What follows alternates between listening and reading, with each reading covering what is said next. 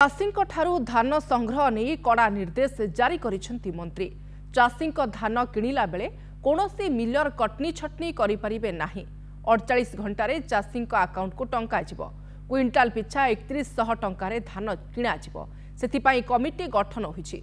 चाषी को हैरान कले नियाजिव दृढ़ कार्यानुष्ठान। एसहित समस्त जोगाण अधिकारी मानक क्वालिटी और मापदंड उपरे मध्य ग्राउंड को जाई तदारख करने निर्देश देइछन्ति। कृषक खाउटे जेमिति हैरान न हेबे से नहीं मध्य योजना होईछि।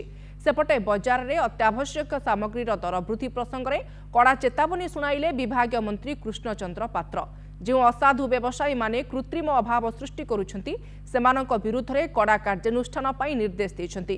ए समय किछि दिन पई पनीपरिबा दर कम बेसी होइथाय तथापि जाणीशुणी दर वृद्धि करी लोकंको हैरान करुथबा व्यवसायी विरुद्ध में कार्यानुष्ठान पई निर्देश देइछन्ति मंत्री।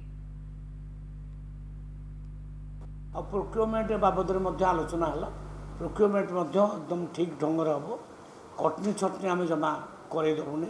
कृषक मैंने केमती ठीक पैसा पाइबे 3100 आम डिक्लेयर करचु मैनिफेस्टो रे 3100 टंका पर क्विंटाल कृषक मैंने जमी पाइबे एवं 48 घंटा भितर तांकर अकाउंट को जमी पैसा आसो ये डायरेक्शन आम ऑलरेडी दे देचु। अकॉर्डिंगली काम आरंभ हो जाइए। जी भी मिलर हैरान करेंगे दृढ़ कार्यानुष्ठान ग्रहण करा। मिलर मानकर कौन अधिकार नहीं कृषक मान को हैरान करवा। कृषक माने दिन दिन धरी मंडी आगे माल पकईकी रे ना तांको माल तुरंत नियाजिव।